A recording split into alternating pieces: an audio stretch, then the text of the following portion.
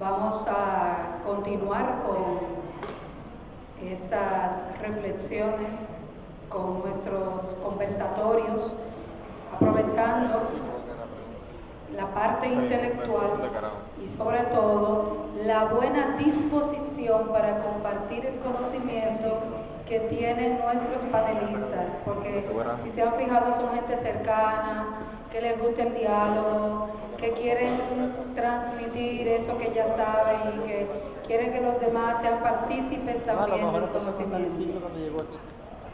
En esta ocasión compartiremos la conferencia La creación poética en este siglo, a cargo de Alberto Garrido, quien es licenciado en Educación en Literatura y Español por el Instituto Superior Pedagógico Fran País, Santiago de Cuba, licenciado en Estudios Bíblicos y Teológicos, Laurel University, Las Tunas, maestría en Tecnología, en Estudios Socioculturales, Universidad Pepito Tey, Las Tunas, Cuba, graduado de Capellanía, Universidad Teológica de Puerto Rico, y tiene una gran experiencia en las áreas de educación y cultura. Ha recibido premios y distinciones nacionales e internacionales como Casa de Teatro de Poesía con el título La Hora de Despertarnos Juntos y el de cuento La Noche en la Pared en el 2015.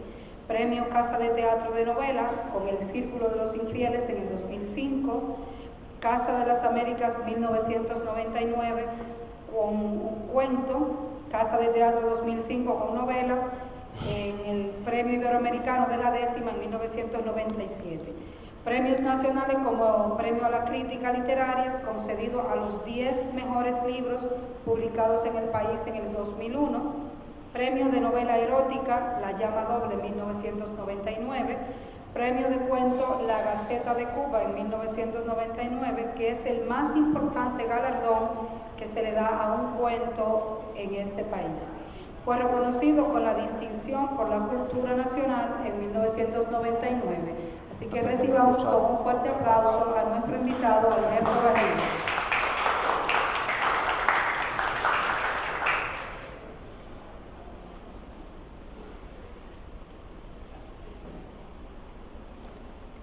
Buenas tardes.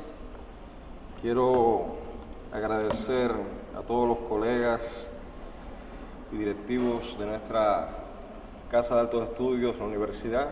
Como ven, no solo tengo Casa de Teatro, Casa de las Américas, sino una Casa de Altos Estudios maravillosa que represento en esta tarde.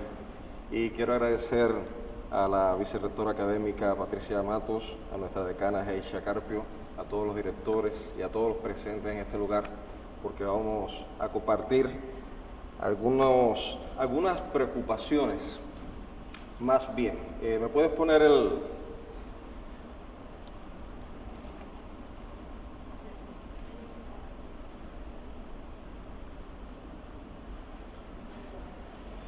Como ven, le he cambiado ligeramente el título a la charla.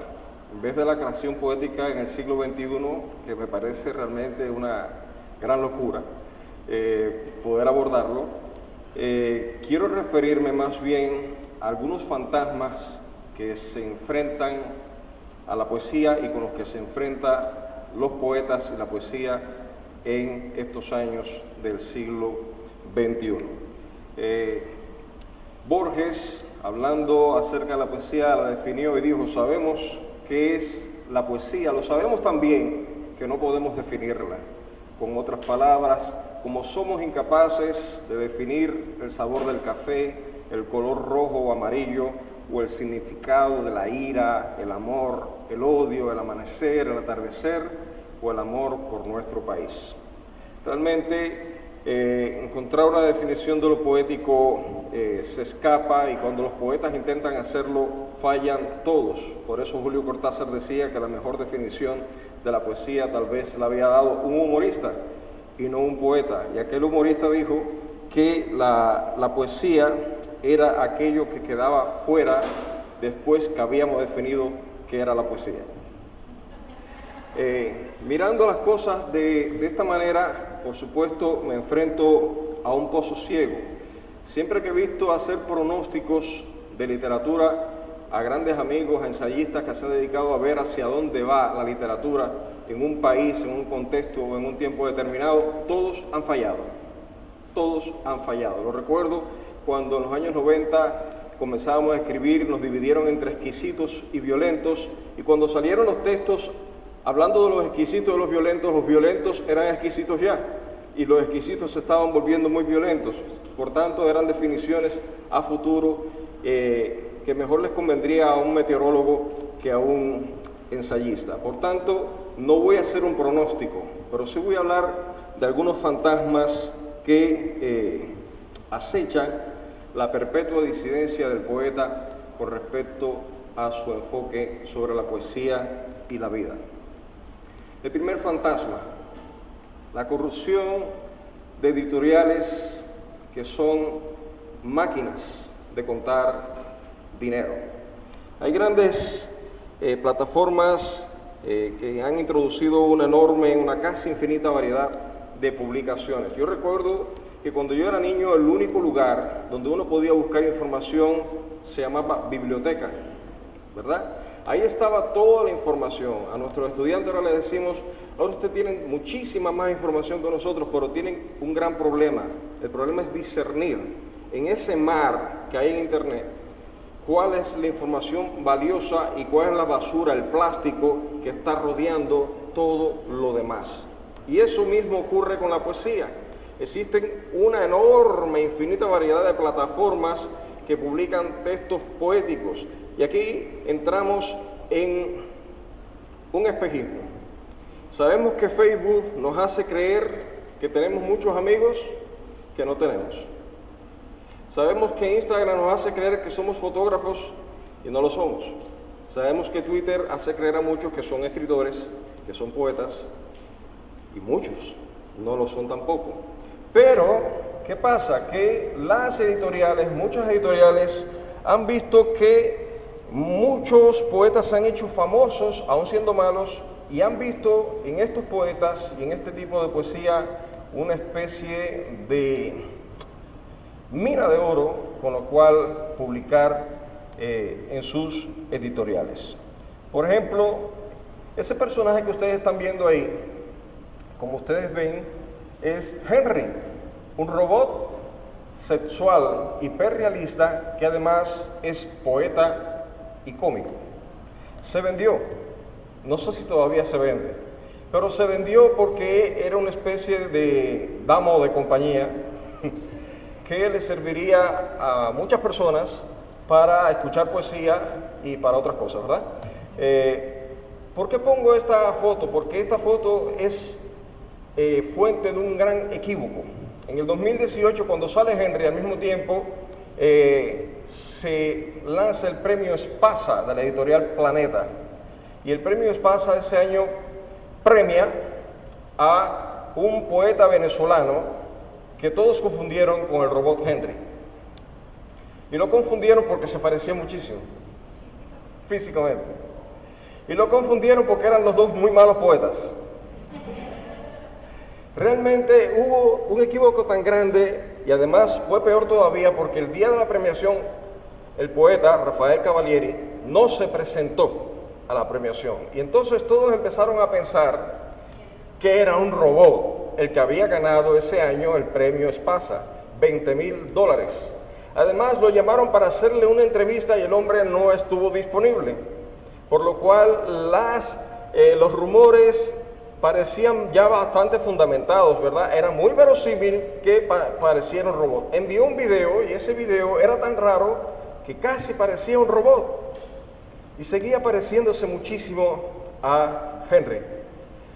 De manera que suscitaron muchísimas ideas y, por ejemplo, en un delicioso artículo en Valencia Plaza se describe todo lo que ocurre alrededor de este problema y se dice que después que se publica el premio, dice que entonces alguien pensó que era una idea de un poeta malintencionado para burlarse del premio Espasa, que había creado un heterónimo, poeta fingido, falso, y se había ganado el premio. Y era una gran burla poética contra las grandes editoriales que, como ustedes saben, fabrican los premios también. Todos sabemos aquí que los grandes premios editoriales se dan de antemano, ¿verdad? O sea, meses antes, un autor se le llama y se le dice: tú vas a hacer el premio de tal editorial este año. ¿Tienes un libro? Sí, lo tengo. Pues envíalo ya porque tú eres el premio. Así pasa, desgraciadamente, ¿verdad? Y pasa con las grandes editoriales. Por eso muchas veces cuando tenemos los poetas, los escritores que enviaron concursos, pensamos muy seriamente a cuál concurso enviar, porque sabemos que están amañados los grandes premios literarios del mundo. Y aquí tenemos uno de los grandes fantasmas. Entonces se le preguntó a un gestor y poeta madrileño llamado Gonzalo Escarpa, porque él lo había hecho en una ocasión. Él unos meses inventó una poeta joven, una poeta, como dice el articulista, ridícula e intensa, que ganó un premio de poesía feminista. Cuando le escribieron, porque se había ganado el galardón, esa poeta falsa, la falsa jovencita dijo que no podía acudir porque tenía agorafobia. Y lo mismo que le pasó a Cavalieri, porque tenía el COVID. Y entonces sospecharon que no era más que era un buto. Después de esto se dieron cuenta de que Espasa no había inventado a Cavalieri, sino que era un poeta real, porque tenía una página de Instagram con 1 millón de seguidores. De hecho, uno de los jurados, en el acta del jurado, dijo que se le daba el premio Espasa a Rafael Cavalieri porque tenía 1 millón de seguidores. O sea, sí, literalmente. O sea, no por los valores de la obra, sino porque tenía 1 millón de seguidores. Como se ve, la corrupción, la búsqueda de esos seguidores, de ese 1 millón de seguidores, con un título, un texto impreso, iba a ser un negocio redondo. Ahora, miren los poemas de Cavalieri. ¿Lo está viendo ahí? Usted puede escoger el que usted quiera. Y ninguno de los estudiantes de nuestro taller de Oveja Negra llega al taller escribiendo así. O sea, no hay poesía ahí. Ahí no hay nada de poesía. Sin embargo, ganó un premio internacional Espasa, que está auspiciado por la editorial Planeta, ¿verdad? Que está por aquí, está cerca de nosotros hoy. Y $20,000. Y a partir de ahí empezó este gran problema. ¿Qué estamos viendo? Que realmente lo triste es que este poeta ha sido promocionado, ha sido vendido, ha sido llevado de hotel en hotel, de lugar de plaza en plaza, de feria en feria, representando la poesía del siglo XXI. Y es la poesía que están consumiendo muchos jóvenes como si fuera lo poético.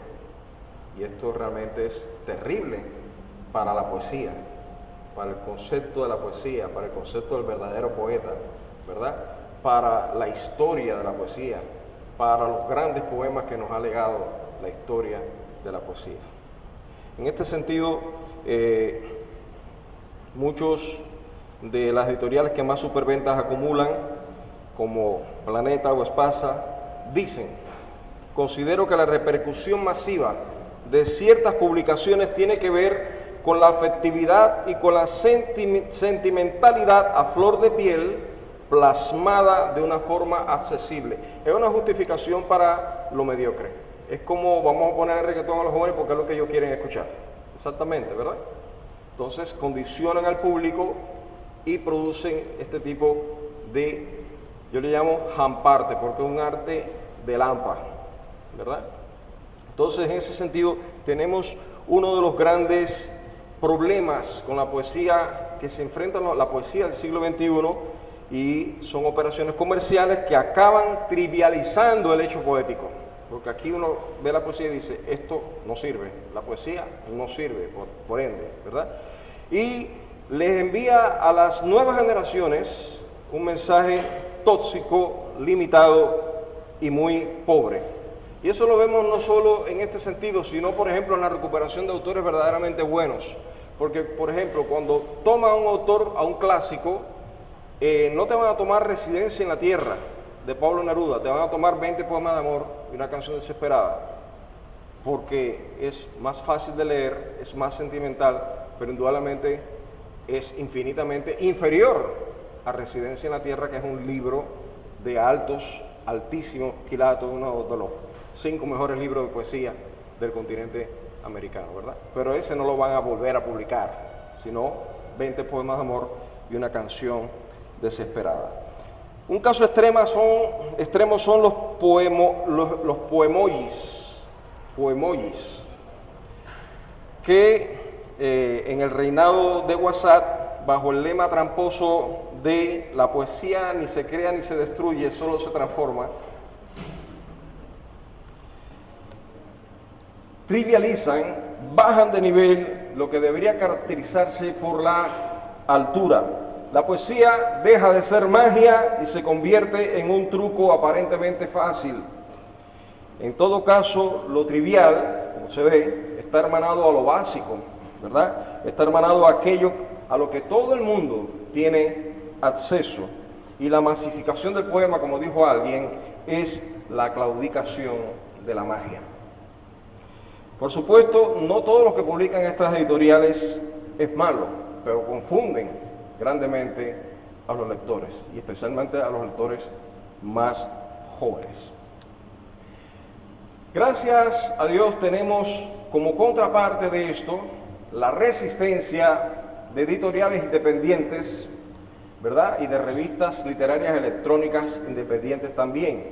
No iba a poner ejemplos, pero al final sí quise poner algunos ejemplos de algunas de estas editoriales dominicanas que están sacando a la luz a poetas valiosísimos que son desconocidos y que serán desconocidos por canales editoriales, pero que tienen una voz ascendente, nueva, una voz auténtica. Y todas estas editoriales que ustedes están viendo, aquí tenemos con nosotros a Rafael Rodríguez, el director de una de estas editoriales, Río de Oro, ¿verdad? Que ya tiene ¿cuántos libros publicados? Alrededor de 40 en estos últimos 2 años, ¿verdad? Excelente, y se ven voces nuevas que están saliendo, y todas estas editoriales están entendiendo lo que llamaríamos los poetas marginales, los poetas que no tienen acceso a grandes editoriales y que están viendo una vía realmente notable, honrosa, decorosa de publicación en estas editoriales. Ahora bien, tal vez la poesía no salve, como piensan algunos poetas, pero las editoriales independientes y las revistas electrónicas independientes están salvando la poesía.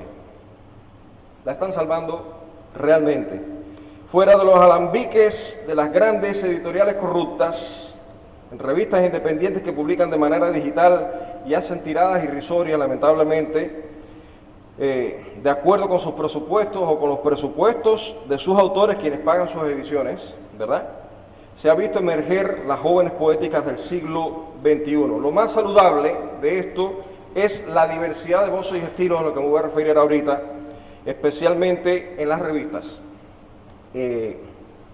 porque se salen de los marcos indigentes del provincianismo literario y publican autores de múltiples nacionalidades.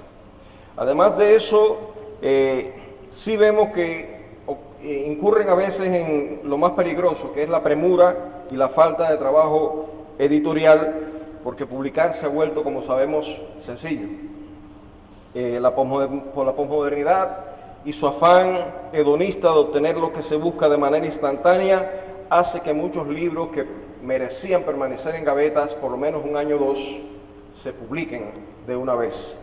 y realmente no se maceran y aparecen con sus innegables virtudes, pero también con sus innumerables defectos. Aún así podemos encontrar mucho de la buena poesía y de la gran poesía, y que de las mejores voces que conformarán el panorama de la poesía del siglo XXI. Con todo, estos editores son valientes y realmente están salvando a la poesía del siglo XXI. Les pongo dos ejemplos de dos revistas. La primera es de la revista Otro Lunes, que se publica en Berlín y que publica poesía de toda Hispanoamérica. Y está aquí un poema de Carlos Esquivel, uno de los grandes poetas cubanos actuales. Como ustedes ven, es un poema en prosa. Miren la diferencia de este poema con el premio Espasa. Quiero que observen la enorme diferencia de aquellos textos básicos de Cavalieri con la verdadera poesía que hay en estas revistas. Un griego a la derecha: soy el obrero llamado Sísifo, la contradicción es que no soy el único llamado Sísifo, todos arrastramos una misma piedra país. Cualquiera de nosotros ha hecho méritos para curar, cualquiera de nosotros puede despiar una piedra país. Eso no me asemeja a ellos, eso no me distancia de ellos. Bienaventurados los que pueden levantar un país y después verlo caer.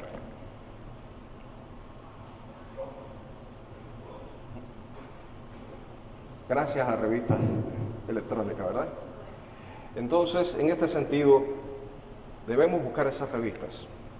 Un tercer elemento en el que me voy a tener un poquito es en la enorme diversidad de voces y estilos que apuntalaba anteriormente. La historia de la literatura siempre registra los movimientos literarios como un péndulo, de un lado a otro. Y entonces, en ese movimiento pendular, nosotros acostumbramos a ver que va la literatura del realismo a lo metafísico, ¿verdad? Va de lo marginal a lo hermético, de lo barroco a lo realista. Hace movimientos pendulares del espejo de Stendhal al espejo de Carroll. Y esos movimientos son realmente fabulosos para producir un equilibrio y un movimiento creativo continuo de lucha de contrarios, ¿verdad?, dentro de la literatura. Ahora, ¿qué ha ocurrido? Que se rompió el péndulo y aparecen entrecruzados, incluso a veces en un mismo poeta y a veces en un mismo libro, lo marginal y lo hermético, lo fantástico y lo realista, todo lo clásico con lo fragmentario, ¿verdad? Poesía rimada con versículos. Todo esto aparece en un mismo y a veces en un mismo texto incluso. Esto hace ver que indudablemente lo que constituía antes el fin de un movimiento y el comienzo de otro movimiento se ha cambiado. ¿Qué vemos entonces en la literatura, en la poesía actual, la que se está escribiendo hoy, en pleno siglo XXI? Primero, la escritura nanodigital junto con el libro físico. Están coincidiendo los dos elementos y hay que hacer, como nos decía ahorita sabiamente Alejandro, si estás leyendo un libro y quieres olerlo, ¿verdad?, huele el que tienes ahí en tu biblioteca y sigue leyendo el libro digital para que no haya ninguna molestia. Pero están coexistiendo las dos plataformas. Algunos decían, cuando surgió los libros digitales, que era la muerte del libro físico. El libro físico no ha muerto. Viven juntos y por tanto esas dos escrituras van a seguir coexistiendo. Lo segundo, las poéticas disruptivas conviviendo con los estilos clásicos.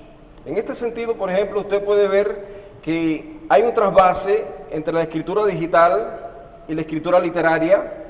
Nosotros vemos los pies de fotos de Instagram, la respuesta inmediata de WhatsApp, la reflexión apuntalada en las notas del móvil, que se convierten luego en poesía. Y junto a eso vemos también el texto clásico, el texto que usa estructuras de los siglos de oro. Y por ejemplo, todavía vemos que perviven el soneto, sobre todo en zonas de México, de Argentina y de Cuba.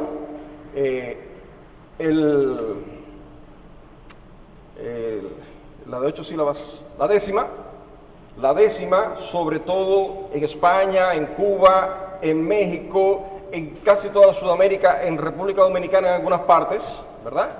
La espinela. Y el haiku, sobre todo en México y República Dominicana, por la influencia de autores mexicanos en autores dominicanos, como por ejemplo Octavio Paz en Plinio Chaín o en Basilio Belián, ¿verdad?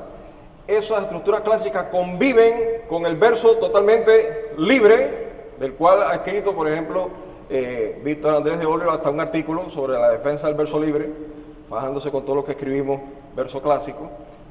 Por cierto, les invito a comprar el libro de nuestro querido Víctor, que está aquí con nosotros. Él se los puede firmar hoy, antes de que ustedes se vayan, si los tienes ahí, al final de la charla. Otro elemento que vemos presente en la poesía del siglo XXI es el artivismo. Ese arte que tiene una fuerte vinculación con lo político, ¿verdad? Con lo social, con la protesta. Y es muy interesante porque el activismo es de derecha y es de izquierda. Se están defendiendo muchas causas. Causas como el feminismo, causas como, antes se le decía calentamiento global, ya no le decimos calentamiento global, ahora le decimos de otra manera, ¿verdad? Causas como por ejemplo, el movimiento LGTB, ahora le decimos cambio climático, a lo que antes le decíamos calentamiento global. Los refugiados en diferentes países, los emigrantes, e incluso la agenda globalista del 2030, ¿verdad? Todo eso tiene arte, que responde a una protesta social, a un grito desesperado por las preguntas que no tienen respuestas. Además de eso, se incorporan temas y motivos alejados de la tradición poética, pero también se mantiene, ¿verdad?, la poesía como una obsesión, y de hecho hay textos metapoéticos que tratan sobre la poesía misma, ¿verdad? Pero todo esto está junto, se rompió el péndulo. Y finalmente hay una poesía que reinterpreta la historia, que es profundamente social, existencial, y hay una poesía de la alteridad que habla de otros en vez del yo del poeta, pero también está el profundo poeta del yo que sigue manifestándose en estos tiempos. Todo eso está junto. Ya no hay un péndulo que está fluyendo de un lado al otro. Y nos podemos encontrar en un poema de Víctor todas esas cosas, tal vez. Sobre todo el penúltimo que leíste esta mañana. Entonces, en ese sentido, hay un elemento muy positivo. Y lo positivo es, como señalaba Rodríguez Monegal, el gran pensador, el gran ensayista, en las vanguardias y en la ruptura hay una resistencia que siempre resulta profundamente revolucionaria porque no puede institucionalizarse. Es un espacio de libertad. Y ese es el espacio de la verdadera poesía, ¿verdad? Y entonces no es susceptible de ser orientada burocráticamente. Y esto es muy importante para la vida de la poesía. ¿Qué tiene como negativo esto que se ve tan mezclado, tan confuso, porque el péndulo se ha roto? Bueno, lo negativo, en palabras de Fernando Salazar, es que los procedimientos de la vanguardia, tal como la imagen poética, la variedad del verso libre, el empleo del espacio en blanco en el cuerpo del texto literario, la supresión métrica, el choque textual, las novedades estructurales, la polifonía, la polisemia, el sentido inverso de la metáfora, el cruce de géneros, todo esto, que son dispositivos escriturales de la vanguardia, se siguen presentando como si fuera lo nuevo, como si fuera la ruptura, como si fuera la innovación, pero existen desde hace por lo menos 100 años. O sea, no es nuevo. No hay una verdadera novedad y podemos pensar que estamos inventando el agua tibia. En ese sentido, como dijo alguien, en la hipervanguardia actual se suele exagerar la autocomplacencia, los arrebatos verbales y el deseo de parecer original a toda costa, aún de la poesía misma, lo cual sería un grave problema. Por último, un fantasma que rodea y lo rodea poderosamente a la poética del siglo XXI es la entrada, no muy triunfal hasta ahora, de la inteligencia artificial. Como ustedes están viendo ahí, el retrato de Edmund Bellamy es la primera obra de arte creada por inteligencia artificial y fue subastada públicamente y se vendió en casi $500,000. Pero no nos sorprende porque un guineo aguantado con una cinta se vendió más caro, ¿verdad? O sea, realmente no es un criterio de valor en cuanto al uso de la inteligencia artificial. Las inteligencias artificiales pasaron de decirnos qué debíamos leer, sugerirnos, ¿verdad? Sugerirnos. Y yo vi con cierto ojo cauteloso esa sugerencia porque muchas personas empezaron a ver la inteligencia artificial como Dios. Es la sugerencia que no se equivoca, es la sugerencia de la inteligencia artificial. Y eso es, pues claro, un grave error, como se ve, por ejemplo, en este listado. Si usted hiciera ese listado, ¿lo haría así? Yo creo que no, ¿verdad? Pero han pasado de sugerirnos lo que debemos leer a escribir textos poéticos. Por ejemplo, tenemos este texto que fue publicado en China. El libro se llama La luz solar se perdió en la ventana de cristal y es la obra de un robot poeta.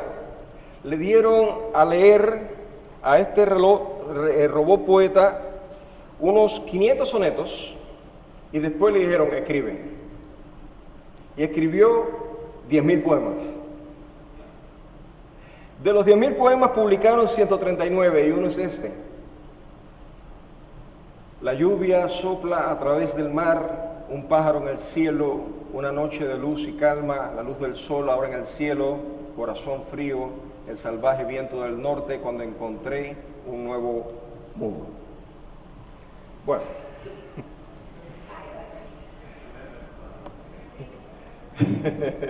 No voy a hacer comentarios.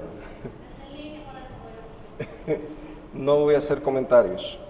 No es el único ejemplo de poesía escrita por robots porque, por ejemplo, la Universidad Complutense de Madrid, a través del doctor en informática Pablo Gervás, un investigador que lleva 17 años, más de 17 años, 20 años ya, perfeccionando un software de inteligencia artificial que se llama WASP, aprendió su robot a escribir poemas inspirándose en poemas del siglo de oro. Y realmente este poeta robot que se llama WAR, que funciona bajo el programa Spark, escribió este poema. ¿Alguien lo quiere leer?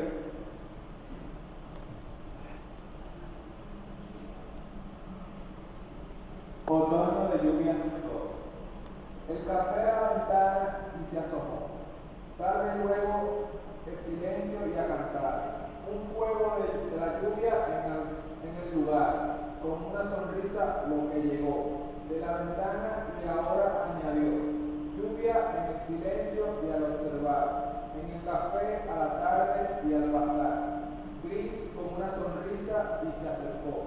Cristales de la lluvia y el rumor. En un silencio, cuando regresaba a la chimenea con el calor y una sonrisa lo que quedaba. La ventana cerró alrededor y luego en el libro que no hablaba. Como ustedes ven, los poetas robots todavía no amenazan a los poetas, ¿verdad? Todavía no amenazan a los poetas, pero hay robots narradores también. Y por ejemplo, en Japón hay un concurso donde se permite a las inteligencias artificiales participar. Y una de ellas participó con un cuento y llegó a ser finalista del concurso. En Inglaterra tenemos el primer programa de inteligencia artificial guionista de cine. Hizo un guión de cine, lo llevaron al cine, una persona, un director de cine, y estuvo entre los 10 finalistas de un concurso de cine de Inglaterra. O sea, están dando grandes pasos hacia obtener los premios Espasa también. En ese sentido, estos resultados han sido demostración de que las inteligencias artificiales aumentarán su presencia, ¿verdad?, en los espacios de la cultura, de las artes y de la poesía. Todavía su función como ente autor original parece lejos al carecer de la complejidad del cerebro humano, y lo que marca, indudablemente, y lo estamos viendo claramente ahí, la diferencia es el valor del poema, ¿verdad? El valor del poema. En ese sentido, no solo literariamente, sino humanamente. En este sentido, concluyo con varias preguntas. ¿Podrá la inteligencia artificial sustituir al autor o creador? La van a responder ustedes, ¿verdad? Según Michael Spitzer, autor del Ritmo Infinito, el ser humano y la música a lo largo de la historia, y director del Departamento de Música Clásica de la Universidad de Liverpool, él dijo, y esto es muy interesante, él dijo: tengo mucho cuidado a la hora de diferenciar entre el transhumanismo y el poshumanismo. El transhumanismo utiliza la tecnología como una herramienta para extendernos, y eso está bien. Todos los instrumentos son herramientas o extensiones de nuestras capacidades. Una flauta hace 40.000 años era tecnología musical también, pero eso es diferente del poshumanismo. Se inventó un programa que puede componer piezas al estilo de Mozart o de Chopin, pero es una basura.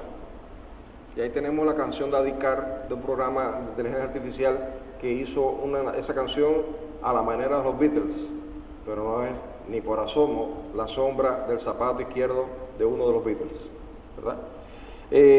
No puede hacerlo, dice Michael Spitzer. ¿Por qué? Porque la música humana, y yo diría la poesía también, tiene que ver con la incorporación y la emoción y la muerte y la mortalidad. La creatividad siempre está atada a la corporeización de la muerte y de la vida. Somos animales musicales, no máquinas musicales.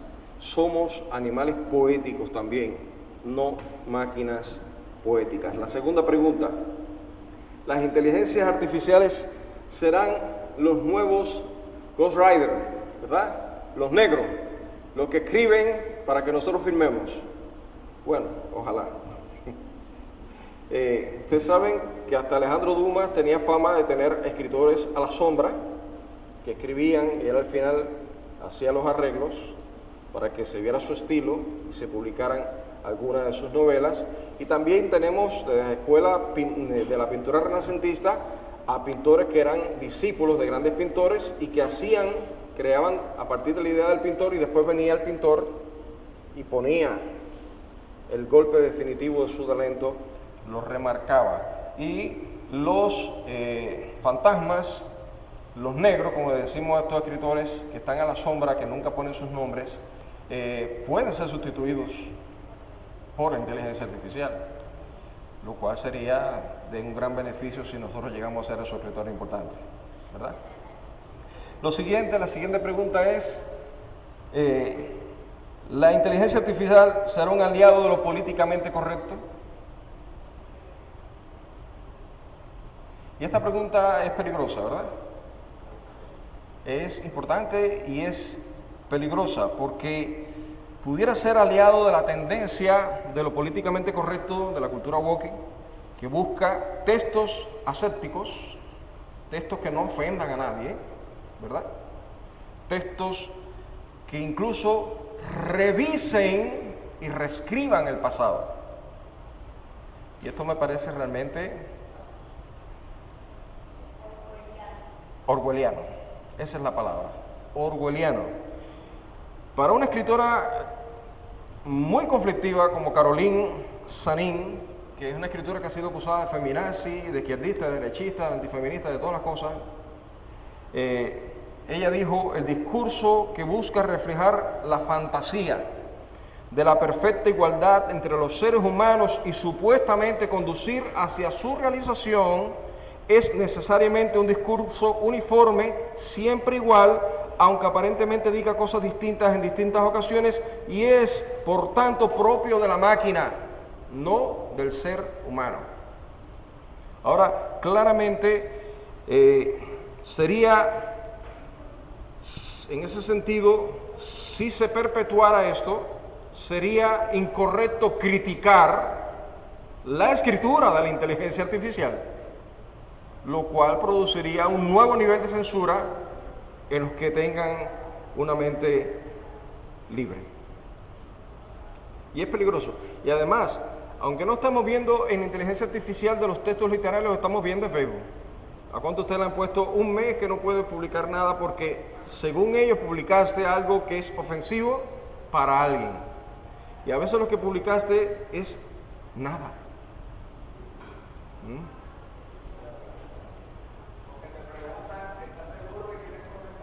Exacto, exacto. Y eso lo producen las inteligencias artificiales. Ahí no está una persona mirando todo lo que tú haces para ver cómo te censura, no. Son inteligencias artificiales.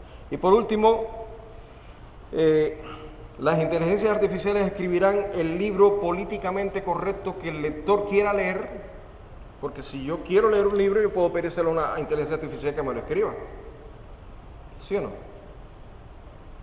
Y esto, en un sentido, es peligroso porque podría suplantar la inteligencia artificial con sus chatbots, novelas, quitar a los escritores y realmente producir una literatura aséptica y apta para su disfrute. Él dice, el autor de Los Días Perfectos, Jacobo Vergareche, dice: los chatbots están calibrados por legiones de ingenieros que se aseguran de que jamás muestren sesgos ni perpetúen prejuicios sobre cánones de belleza corporal, estereotipos de raza o de género, que no respondan a cuestiones sexuales escabrosas y en general que eviten cualquier lío con este tipo de lectores propensos a sentirse ofendidos. Se están haciendo revisiones en países como Inglaterra de libros clásicos, usted lo sabe, ¿verdad? Se está haciendo ya y es peligroso. Ahora bien, aún así, las inteligencias artificiales multiplicarán las ofertas y plataformas en las que se puede ofrecer el libro. En el mundo del audiolibro, por ejemplo, gracias a los grandes avances en la evolución de la calidad de las voces sintéticas en español, que cada día se asemejan más a las voces humanas, han surgido diferentes plataformas de producción sonora que ofrecen a las editoriales la posibilidad de transformar sus libros en formatos de audio con voces sintéticas de altísima calidad, y por eso nosotros podemos escuchar muchísimos libros mientras vamos camino a casa. También, ¿cómo habría de proceder entonces, para terminar? Lo que resulta crucial para nuestro futuro es que aprendamos a interactuar con las máquinas, ser capaces de emerger y de evolucionar con ellas para poder sobrevivir. En este sentido, no se trata de parecernos a las máquinas o actuar como ellas, no somos cyborg, ¿no? ¿Cómo se dice?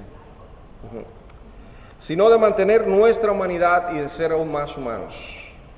En la actualidad, el ser humano, el Homo sapiens, tiene una actitud de lucha o un comportamiento beligerante que causa temor e ira desmedida. Hay que evitar la influencia de este temor sobre nuestro sentido de la lógica y cómo reaccionamos ante lo que nos rodea. Los poetas tienen un desafío interior que forma parte del sentido último de la propia poesía, como voz de la conciencia y como lenguaje extremadamente singular y que se deriva de cuanto lleva contando. Los poetas, el llamado mundo poético, en su conjunto, ha de hacer frente a la triple eventualidad o triple peligro de la desaparición del poeta en manos de la tecnología, de la trivialización del texto poético en el mundo virtual de las redes y del borrado de la memoria literaria, poética, artística, sobre la que se asienta la poesía contemporánea, la historia del hombre. El poeta, como dijo Mayakovsky, debe azotar el tiempo. Muchas gracias.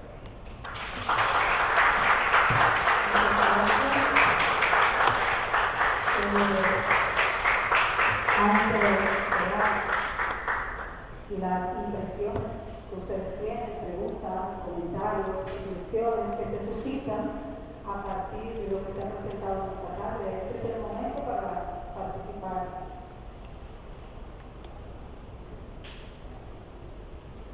Pues, profesor, teniendo en cuenta que, por ejemplo, en lo visual se ha hecho algunas pruebas en la galería de arte que ponen unas ilustraciones y se preguntan a los terceros qué les parece el autor y tal, y muchos de ellos ni siquiera saben que son imágenes realizadas por inteligencia artificial, y al decírselo muchas veces no lo creen. Y en el mundo, por ejemplo, de los videojuegos, con ayuda de inteligencia artificial se han creado fragmentos que, como por ejemplo pasando por un pasillo o grabando una escena que ellos no saben diferenciar si es la realidad o un video de la computadora. Usted, en su convicción, ya determinó que la inteligencia artificial en poemas no va a llegar al punto de hacer pensar a un ser humano si eso fue escrito por otro ser humano o si fue escrito por una inteligencia artificial. No he llegado a esa conclusión realmente, porque como dije, es la entrada todavía no triunfal. O sea, eso está en evolución. Y posiblemente llegue a un punto donde haya una imitación del mundo, de la mente humana, donde se consiga. Hasta ahora, todo lo que se ha hecho en inteligencia artificial está siguiendo el modelo de Alan Turing, que lleva diferentes procesos psicológicos que están involucrados y que no han conseguido representar la mente del hombre, porque indudablemente, bueno, el robot de China es un edificio, el que creó ese poema que yo les puse ahorita, es un edificio y no pudo crear todavía eso, pero yo no dudo que en algún momento pueda absorber no solo la lógica, porque hasta ahora lo que aprende es imitando modelos, pero el poeta no solo imita modelos, el poeta construye, el poeta mezcla su vida, su memoria, su imaginación, su deseo con modelos aprendidos. Y hasta ahora la inteligencia artificial no ha podido hacer eso. ¿Que un día lo podrá hacer? Yo no dudo nada, no dudo nada, ¿verdad? Pero no creo que sustituya de ninguna manera el verdadero oficio del poeta, que creo que es la esencia del hombre. La poesía es la esencia del hombre en realidad. Buenas tardes, muy buena exposición. Hay un comentario, quizás dos. El primero viene dado en que a mí, yo no soy tan paranoica con la inteligencia artificial, todo lo contrario, yo creo que la inteligencia artificial nos ha dado realmente confort, ¿no?, en el que vive el mundo de hoy. Sí, claro que hay algo que hay que diferenciar, que es la inteligencia artificial como instrumento del hombre y aquella inteligencia artificial que sustituirá, esa es la problemática que estamos tratando aquí. Yo creo que en la universidad, y estamos aquí en un foro adecuado para decirlo, son las universidades y esta generación de personas donde generacionalmente, ¿no?, me corresponden estos cambios, en el que hay que velar porque se identifiquen qué es cuál es la procedencia de la información, que el usuario, el consumidor de ese texto sepa que es una creación humana o que es inteligencia artificial. Yo creo que ahí habría una gran diferencia. Es probable que el Brexit, por ejemplo, no hubiera sido tan efectivo si esos anuncios de Facebook, toda esa, no sé cuánto, se hubiera identificado. Esto es un pensamiento o una idea o un no sé cuánto de inteligencia artificial. O sea, hay cantidad, por ejemplo, este poema, un poema que está compitiendo con una inteligencia artificial. Ahora mismo la diferencia es amplísima, Sí. pero yo no entiendo cómo va la cosa. Y yo que he ido siguiendo el chat GPT desde el principio, que se está acercando mucho. Realmente aún todavía nosotros como humanos podemos hacer cosas mucho más bellas, mucho más originales, sobre todo, que la inteligencia artificial. Pero ella viene caminando, entonces yo creo que es importante velar y pedir, ¿no? Como conciencia colectiva, que se identifique cuál es la procedencia de eso que yo estoy consumiendo, si es inteligencia artificial o si es una creación humana. Buenas tardes. Muchas gracias, Danilo. Danilo, los escritores más brillantes. Gracias, un placer estar aquí. En primer lugar, agradecerte por la mención de la Universidad de Oro y de mis colegas. Los vi todos ahí, digamos, somos una especie de punta de lanza. Creo que si te faltó alguno, es poco. Creo que la conferencia es brillante, que tiene reflexiones importantes, que entran, digamos, en el meollo del asunto del tema de la inteligencia artificial. Yo recuerdo de ella hace muchos años, cuando habías hablado de esto, no sé si algunos de ustedes lo han leído, de alguien que crea una computadora, una supercomputadora, es un chiste, ¿verdad? Y le pregunta de inmediato, cuando la enciende, le pregunta la pregunta que nos hemos estado haciendo durante toda la vida, ¿verdad? Hay quien no, yo sé que por ejemplo quien no, la gente que ya tiene la fe y demás, que si existe o no existe Dios, y la computadora le responde, ahora sí. O sea, la acababa de crear. Hay que tener en cuenta que estas cuestiones de inteligencia artificial la creó precisamente la inteligencia nacional, la creó el hombre. Y lo digo porque las inteligencias lleguen lo lejos que llegan, que yo sé que van a llevar muy lejos y mucha gente nos va a engañar, digamos, mucha gente ya se está engañando. Lo único que va a poder hacer es mezclar cosas de una base de datos. Incluso conferencias, porque muchos de esos pueblos que están ahí no tienen ni siquiera coherencia. Yo creo que sí va a llegar a tener coherencia, he leído cuestiones de ChatGPT, de cuántas cosas, y llega a ser coherente. Pero ¿qué pasa con la creatividad humana? No basta con ser coherente. Yo he conocido gente inteligente, profesores brillantes, que si uno se prepara lo suficiente en el lenguaje, uno puede llegar a escribir correctamente y coherentemente, puede hacerlo, pero le va a faltar siempre lo que llamamos el ángel. Sí. O sea, esta página está bien escrita, pero esta página no tiene ángel. O sea, la corrección no lo es todo. Hay un sustrato, porque el hombre como tal, el escritor, ¿qué toma? Vivencias, recuerdos, nostalgias, dolores, cuestiones propias, cuestiones que nadie les puede quitar. Y por eso que somos tan individuales, por eso que somos originales. No solamente es por la huella dactilar, es porque la historia de cada persona es única y es de lo único sobre lo que vale la pena ficcionar, sobre lo que vale la pena escribir, sobre lo que vale la pena crear. Entonces eso no creo que pueda llegar a inventar de ninguna manera. Es la realidad. Gracias, esperadas. Gracias.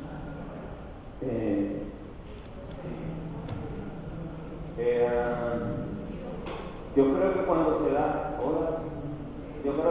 se da este tipo de debate, que es el más común, el que más está, vamos a ponerlo de pie.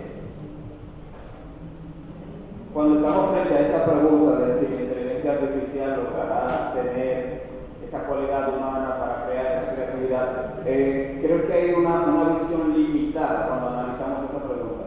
¿Y dónde está nuestra limitación? En que siempre vemos la inteligencia artificial por un lado y la humanidad de otro. Pero yo creo que el fin último de la inteligencia artificial no es ser inteligencia artificial. Yo creo que la inteligencia artificial sí va a llegar a hacer estas cosas que hacemos como seres humanos, pero cuando ya se solape la inteligencia artificial con la humanidad. ¿Qué quiero decir con esto? Yo pienso que el fin último, en un futuro quizás no tan lejano, es que la inteligencia artificial va a ser integrada al ser humano, de alguna manera u otra. O sea, la inteligencia artificial del ser humano va a ser uno solo. Nosotros seremos la inteligencia artificial o la inteligencia artificial será nosotros. Algo así como Cyborg. Si recuerdan el personaje Cyborg de la Liga de la Justicia, donde la caja madre, que es una inteligencia artificial extremadamente evolucionada en relación a la humanidad, se fusiona con Victor Stone, un humano con cualidades físicas extraordinarias. Entonces ellos se superponen, se solapan y Victor Stone tiene acceso directo, él es la mente y accede a todo lo que puede hacer la caja madre, la inteligencia artificial super avanzada. Y aunque de manera se ve un poquito torpe en el cómic, porque tiene pieza mecánica y todo esto, pero en un futuro no tan lejano pienso que estaremos integrados a la inteligencia artificial sin que se note esa parte mecánica, esa parte metálica, pero nosotros seremos la inteligencia artificial o la inteligencia artificial será nosotros también. De manera que cuando eso ocurra, entonces ya sí la inteligencia artificial podrá hacer esto que hoy no puede, porque ya estará no es que ella va a desarrollar la parte humana, es que la parte humana de nosotros será integrada a ella, y ahí entonces pasará eso que ahora entendemos que no va a pasar.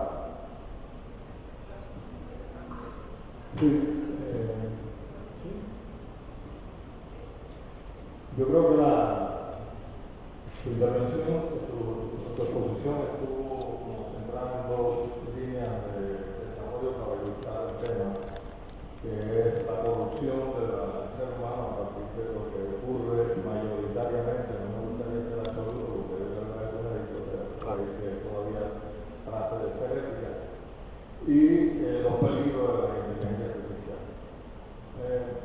Pero yo creo que de todas maneras no hay que ver el panorama tan negro, sino como un desafío común, porque en la evolución del ser humano, la evolución histórica de la sociedad, me imagino el terror que le tenía la gente al primer carro que funcionaba con vapor, que era un caballo.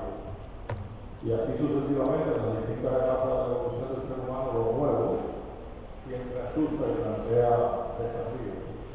Pero lo que yo pienso que prevalece, incluso ahora, hemos llegado a saberlo, ¿verdad? Que la capacidad de imaginación del ser humano y por el progreso y la evolución de la tecnología, etcétera, nos da dimensiones superiores para ver algo como que es una pelea entre dos gigantes y por tanto asusta un poco más. Pero volviendo a la poesía, que es el tema central de tu exposición, me siento escéptico a pensar que va a haber una invención hecha por el hombre, como decía Beolio, que sea creada por el hombre y logre superar al hombre en su sentido de la belleza, en sus emociones, en sus sentimientos y demás. Entonces, todo se reduce al uso y siempre habrá mecanismos en el hombre para protegerse de su destrucción. Aquí hay cosa más terrible que la bomba atómica en la vida, en la evolución que lleva la historia, las armas nucleares, algo más destructivo que eso, y sin embargo el mundo sigue, hay miles de armas nucleares, hay guerras que amenazan con usarlas, pero la evolución no se detiene. Y el enriquecimiento del ser humano, en el cual yo creo que lo contrario no escribiría. Claro. Y por otro lado, ya para terminar, yo quería hacerte esta pregunta, es una pregunta para ti.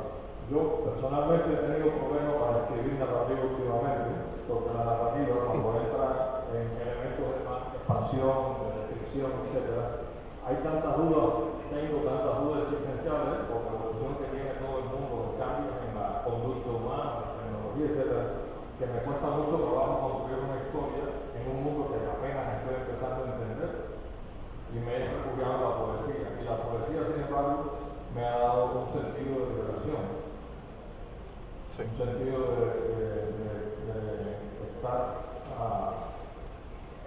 aunque no es ni nada divertido la que estoy escribiendo, pero me da mucho sentido de estar vivo en un mundo independientemente de sus desafíos. Por cierto, el libro de poesía La inutilidad de los botes está ahí en la editorial, el pabellón de editoriales en Isla Negra. Está ahí una preciosa edición de Alejandro Aguilar. Podemos pasar por ahí también. Un poquito caro. Pero bueno, lo que quiero decir es que la afirmación de la poesía en el siglo XXI no debe ser un cierre, no debe dejar la sensación de que estamos perdidos en la construcción y el miedo de la inteligencia artificial, porque yo sigo creyendo en la poesía y el ser humano en su desarrollo emocional, al menos, por mucha locura que tengamos, mucho trabajo que tengan los psicólogos de la hora. Esto es una pollita permanente. Va a prevalecer. Sí. Y siempre pensando en que va a prevalecer como un espacio de resistencia y de alta cultura. Es importante eso. Buenas tardes. Mis felicitaciones por la intervención, interesantísima, no hay desperdicios. Gracias. Muchas notas tomadas para seguir tratando el tema posteriormente. En lo que se refiere al temor por la inteligencia artificial, hay un aspecto que a mí, en lo personal, me preocupa más, que tiene que ver con lo que tocaste de los chatbots y todo este tipo, digamos, de censura que existen a la expresión del pensamiento libremente. El utilizar la inteligencia artificial para, digamos que condicionar, por no decir corregir, sino condicionar la expresión, yo creo que es un elemento muchísimo más preocupante, que debería ser mucho más preocupante que más hemos estado tocando aquí, que tiene que ver con que si algún día podrá sustituir la creación humana. Eso es muy difícil de establecerlo. Uno entiende que como va el mundo desarrollándose, en algún momento llegará. Lo que decía el joven, de hecho ya se está dando. Ahí empieza, creo que Neuralink de Tesla, que ya está autorizada a insertar chips y esto para que el ser humano ya tenga un elemento externo que le resuelva una situación determinada, ¿no? Es decir, que eso francamente ya está ocurriendo. Ahora, este detalle de cómo de alguna manera se pretende llevar a la humanidad a un pensamiento único a través de la utilización de herramientas como la inteligencia artificial para, digamos que de alguna manera sustituir el lector de sensibilidad, que es una persona física. Digo, ya le he dicho ahí la inteligencia artificial sustituir al hombre, porque el lector de sensibilidad originalmente es un ser humano. Hoy en día lo hace la inteligencia artificial, de corregir eso, y el consiguiente elemento que es el de la censura, o lo que señalaba de que comienza lo que le llaman la cultura de la cancelación, comienza a no dejar de publicar por un periodo de tiempo X y así sucesivamente. Resulta tal que son dos aspectos cuál de los dos nos preocupan. Sí, gracias. Ok, en primer lugar me gustaría decirle a Rico que una excelente intervención. Y lo mío fue precisamente cuando se pasó a las preguntas y le hice la primera pregunta de que si por la inteligencia artificial sustituir al autor o al creador. Bueno, cuando vi esa pregunta, en principio pensé, no precisamente, o sea, de que a la hora de escribir un libro, una obra de ese género, ya sea de película o guión, siempre se basa en lo que es la inspiración de la persona que lo está escribiendo, siempre como, vamos a decir, transmite lo que está pensando, su alma, vamos a decir, por ejemplo, lo que está pasando con él. Entonces yo creo que cuando se transmite, cuando se quiere crear una obra, se transmite todo lo que el autor quiere transmitir, comunicar, exacto. Entonces yo veo que la inteligencia artificial, al menos por ahora, no tiene esa facultad, esa sensibilidad de pensar como una persona. Es verdad que puede dar información, incluso yo utilizando la ChatGPT, yo hice un experimento de decirle a la inteligencia que es un personaje de una obra, lo enseñé, le decía preguntas y me respondía según lo que yo le había condicionado como ese personaje. Entonces, puede hacer ese tipo de operaciones, o sea, de pensar como otra persona, pero se ve que es algo como artificial, que se denomina inteligencia artificial. Entonces, yo veo como opinión personal de que la inteligencia sería más un complemento, vamos a decir, como ya en un futuro, como ha comentado mi compañero Andrés, de fusionar la inteligencia artificial con el ser humano y darle como la capacidad de tener informaciones de, vamos a decir, la fuente bibliográfica, de que use como complemento, no como herramienta para crear una obra, porque se ve reflejado, se ve esa, vamos a decir, esa falta de complementación. Sí. Entonces, el sentido de las preguntas esta no era para responderlas realmente yo, era para provocar más preguntas. no, pero ahí quise responder por mi visión, Se la respondió él. exacto, pero eso me vino esa idea. Incluso tenía una que decía, ¿podrán las inteligencias artificiales convertir a un mal escritor en un buen escritor? Y básicamente es eso. Gracias. Gracias. Yo creo que son las 5:09. Mira, a mí, Alberto, me surge una pregunta por mi formación dentro del área de las humanidades y en específico la historia. Los ejercicios que yo he hecho con la inteligencia artificial no me han funcionado bien. Siempre me devuelve un reguero de disparate que yo no sé de dónde lo saco. Pero, y aquí, o sea, ¿tú crees que, por ejemplo, en el área de la divulgación tiene mayores, es una amenaza mayor que para el área de la creación, de la narrativa, de la poesía? Yo, desde mi punto de vista, te diría que sí, pero no sé qué tú piensas. Yo creo que, o sea, puede ser tanto una herramienta útil como una amenaza, según cómo sea enfocado el asunto, según cómo se utilice. Porque el problema es que es una herramienta hasta ahora y todas las herramientas pueden ser utilizadas, ¿verdad?, en dos sentidos. Un cuchillo puede servir para matar o para cocinar un buen bistec, y en ese sentido las inteligencias artificiales también hacen lo mismo. Yo no soy, aunque parezca, yo no soy escéptico con respecto a las inteligencias artificiales. Yo lo que estoy es dimensionando cómo se está produciendo su uso y cómo el estudio hasta ahora no ha sido efectivo en la poesía. Y es a donde he querido llegar hasta ahora. No sé si en el futuro pase algo con respecto a esto. Ahora, yo creo que hay un abismo entre la máquina y el hombre. Y ese abismo no creo que jamás se logre unir. Por eso es una perspectiva muy personal.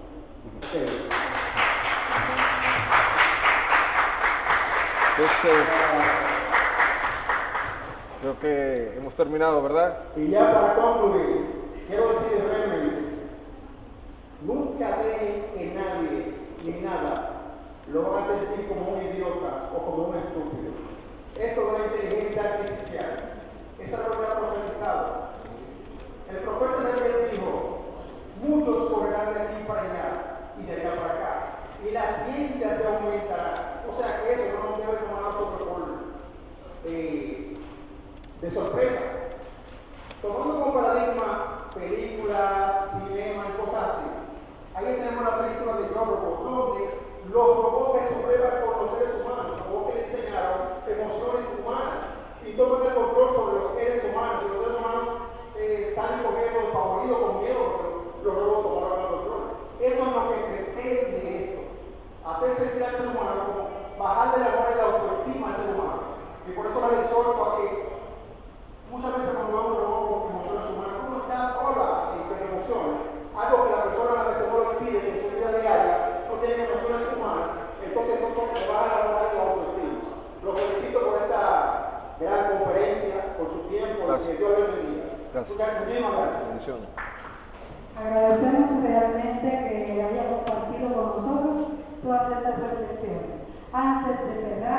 agradecer nuevamente al señor Juan Ferrer, que ha venido a visitar nuestra sala, y a la vicerrectora académica de la UNFU, aquí, que ha estado con nosotros compartiendo.